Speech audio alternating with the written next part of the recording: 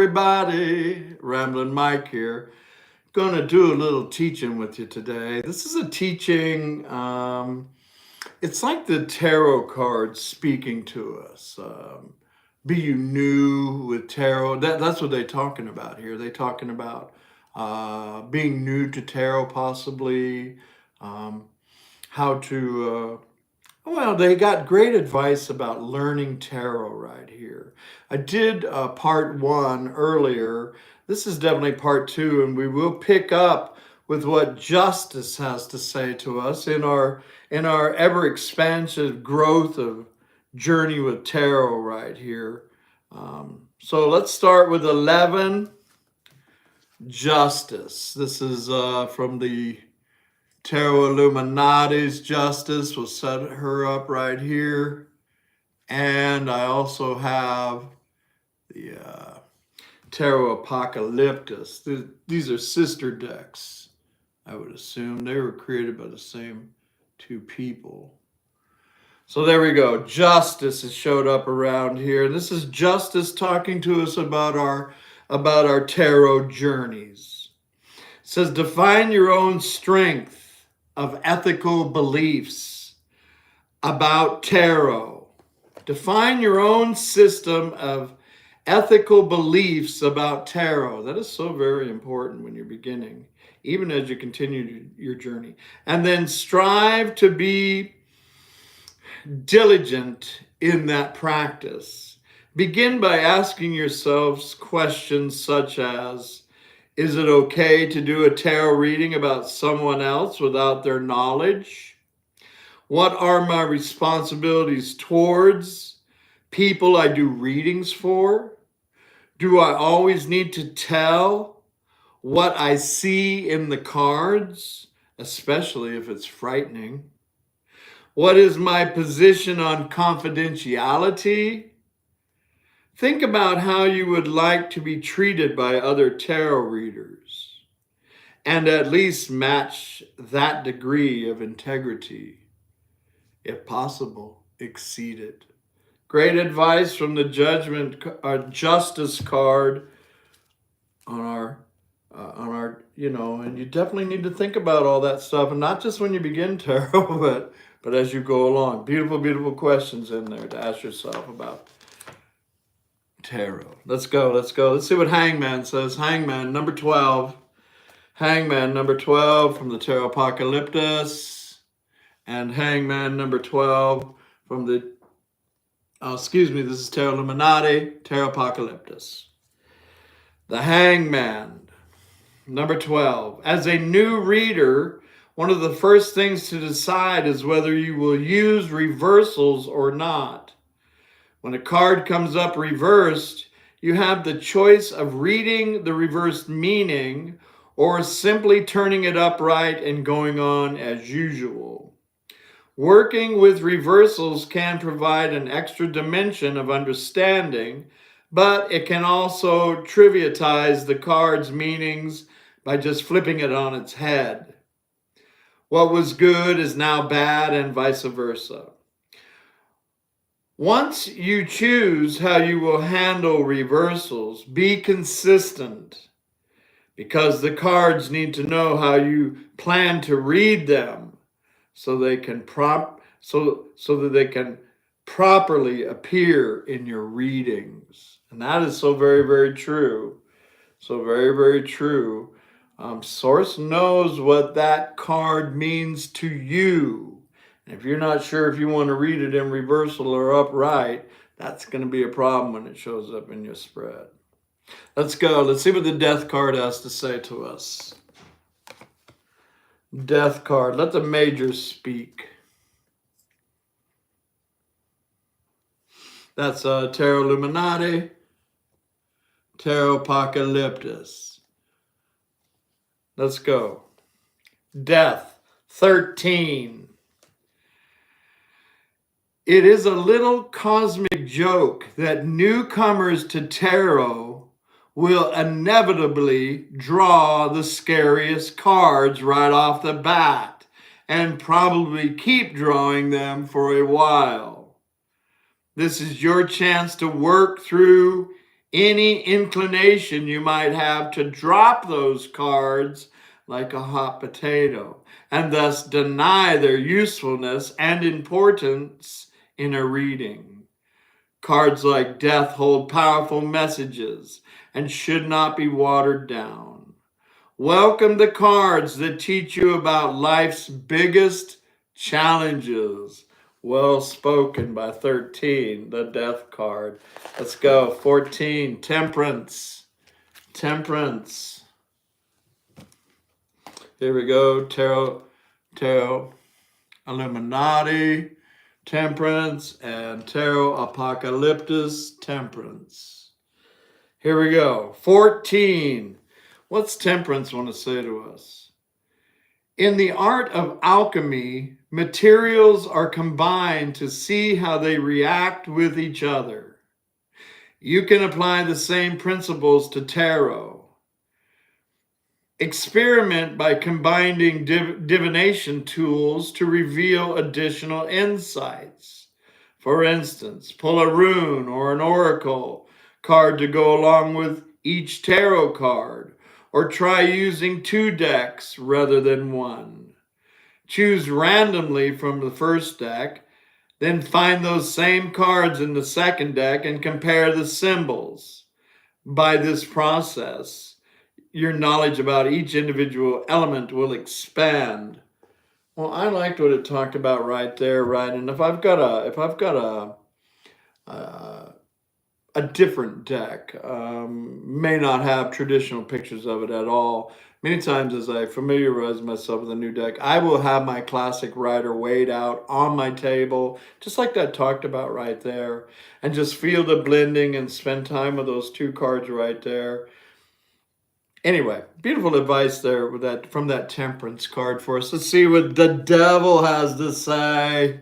What's the devil have to say? Big 15. Big 15. What's the devil? I mean, it is a major. It is a major, right? There's a devil from the Tarot Illuminati, and here is the devil from the Tarot Apocalyptus. Let's see. Let me show you this devil right here. He's so fun in this picture right here. He's riding on the little black cat right there. Anyway, let's see what the devil has to say. Oh, tarot rules can bind you in doubt and worry about doing it the right way. Some people say you should never buy a deck, but only accept it as a gift. Some people say you should never read cards for yourself. Don't limit your own potential by handing over your power to other people's rules, spoken like a true devil. Do you want to buy a deck? Buy it. Do the cards speak to you about your own life? Listen. Break the chains of bondage to any system of tarot that doesn't feel right on a gut level. Well spoken, my devil friend. Let's go. 16, the Tower. What's the Tower got to say to us about tarot? Here we go. Tarot Illuminati's Tower and Tarot Apocalyptus Tower. There we go. 16, the Tower. Not everyone who begins to study tarot sticks with it, whether it's due to frustration or burnout or just plain old boredom. If you find yourself buying book after book, hoping to find that spark again, or collecting deck after deck to find the one that's just right, don't hesitate to just knock the whole thing down. Put your cards away, pick up the books, create some empty space for a new interest to come in or a renewed interest in the tarot. Spoken like the true Tower right there. I like this. Let's go. We got the Star. Let's see what the Star has to say. Let the major speak. Here's a beautiful star from the Tarot Illuminati. And the beautiful, beautiful star from the Tarot Apocalyptus. 17, the Star.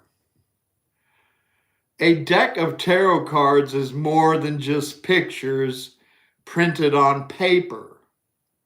Tarot gives you access to the collective consciousness through symbols, both ancient and modern.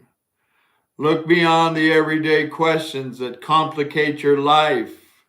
Look for cosmic patterns. Sounds like the Star. Look for cosmic patterns that determine the human experience. Get your ego out of the way and let your higher self choose cards that tell you what you need to know right here, right now. Expand into universal understanding. Well, spoken like a true Star card. Thank you, Star. Let's go. 18, the Moon. 18, the Moon. Tarot Illuminati's Moon. Tarot Apocalyptus Moon. Divination is not logical. Whatever complex systems of esoteric philosophy are applied to tarot, in the end, it still comes down to intuition.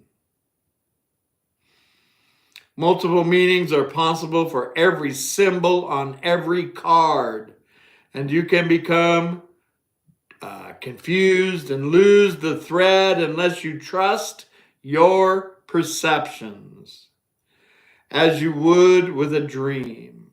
Let your interpretation of a reading meander along mystical moonlight paths.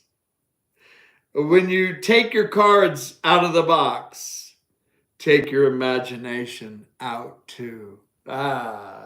Thank you, Moon. Thank you, Moon. Intuition. You know that's right. Let's go. The Sun, 19. Let's see what the Sun has to say. Let's see what the Sun has to say. 19. The Sun.